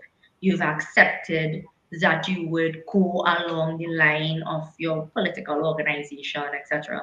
And that's fine for a time. But for me now, the space that I am in, what I am evaluating is whether or not my contribution would be better if I did not have to exist under a whip. MP Haynes-Alleyne, I'll tell you something, because this is all about timing, right? Because we have at least 15 to 18 months before a general election, right? There's a certain time period. Because you are on the side that could call it. But, right. I'm just saying, based on the constitution, based on the timing of the election, we have at least 15 to 18 months. So, but there is a time period within which an MP can remove themselves from under that thing without triggering some sort of by-election, as what happened with that judge. What's his name again? Deceased. Volney. St. Joseph. Volney, right. Mm-hmm. So it's all about timing now, because let's face it, based on all the comments that have been made by Mrs. Prasad-Bissessar and some members, that you all run a dishonest campaign, that this is the worst internal election that she has gone through, it indicates that you all are not going to be considered, right? It's kind of well, I think we'll be very surprised. No, I think it's clear because of those seats. Dr. Monilal is the only person who crossed that Rubicon back then, and it was because Mrs. Prasad-Bissessar was still very young in the politics, still very young as a leader. I think we'll be very surprised. And understood the power of Dr. Monilal back then. But based on all that has been said thus far, it may be. So how do you survive within that UNC makeup now without compromising your clear integrity, because you are somebody of high integrity, and without compromising your voice in terms of the positions that you hold? Well, I have managed to do it thus far, and I think that a lot of the navigating, I take things one day at a time. I know where I stand I know where I stand, and I know what I want to accomplish, and so I just do things within that space. And I mean, that's a difficult question to answer, because that's telling you what I will do if presented with situation X. And what I can tell you is that I remain firmly grounded in what I hope to accomplish nationally. And those are the things that have really led me thus far. And I don't believe it has failed me. I think it has kept me 7+ years now as a parliamentarian at a young age. That has allowed me to maintain a certain level of trust with members of society. And that remains very important to me. So I think I'll manage. I think I'll manage. You're clearly a deep thinker. And I'm sure you've done some introspection about this entire NATEX election process for the last 6 months. Do you have any regrets, not only personally, but generally about this entire situation that you'd like to share? I do not have any regrets, actually. I think that I stood for something. I will continue to stand for something, and that the space that you had to be in. And I'll tell you something, for me, I don't know what your process is, but for me, when you enter into any competition, any race, right, you could either win or you could lose. If you win, then the answers and the way your steps forward are easy. The work is there, but you would have outlined your process. So the preparation that I am in mentally is what happens in the event that you don't win and the results don't go in your favor.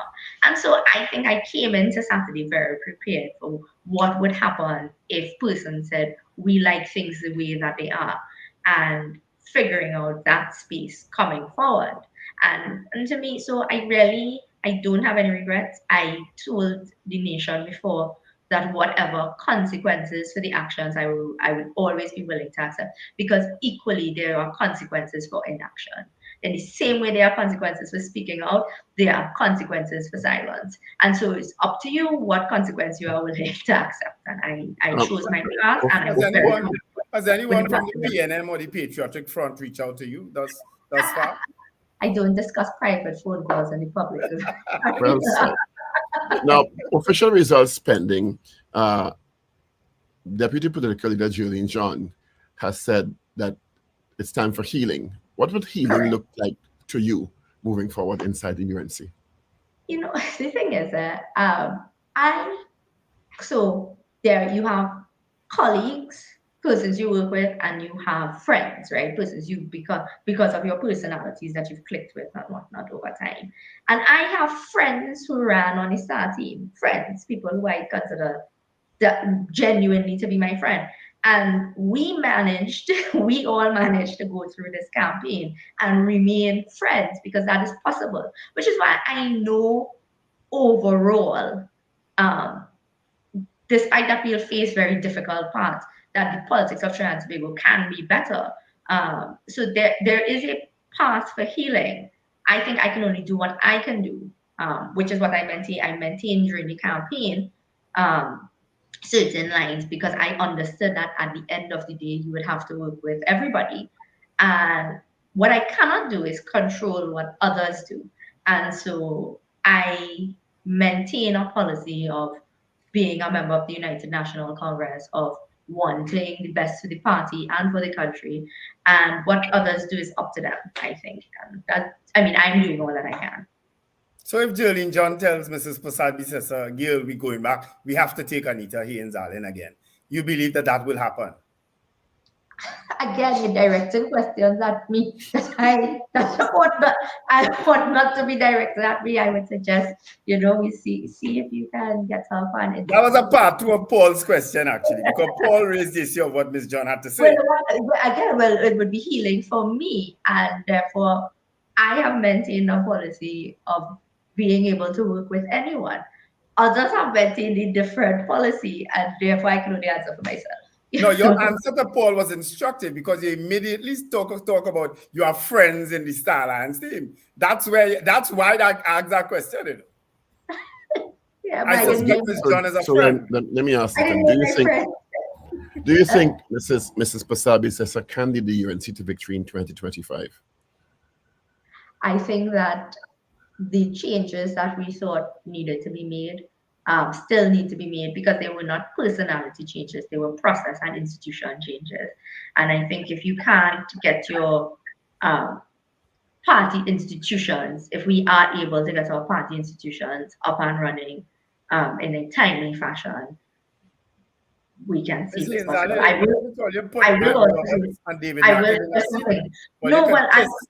Can you allow her to answer the question, please, Wendell? I will also say, I guess going to point, Wendell, that candidate selection is important. It is.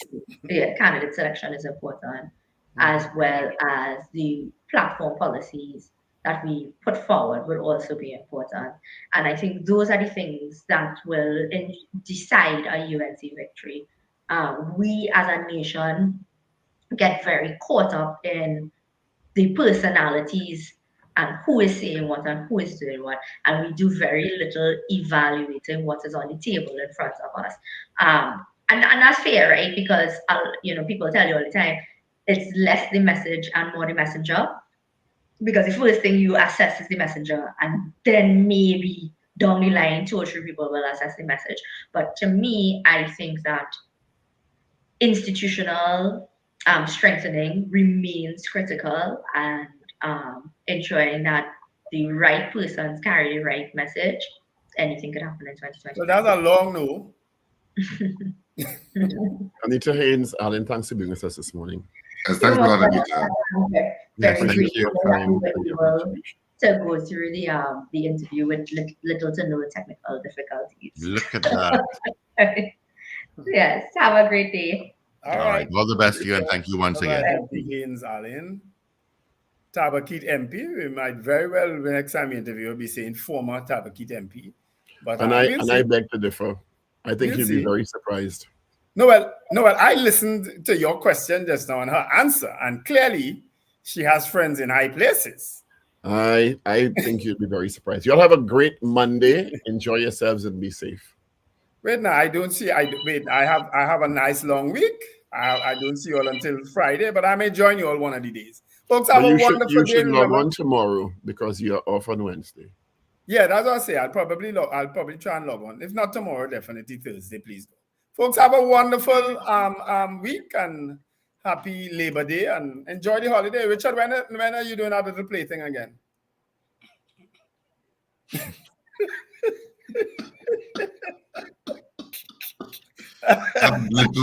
that little plaything will be done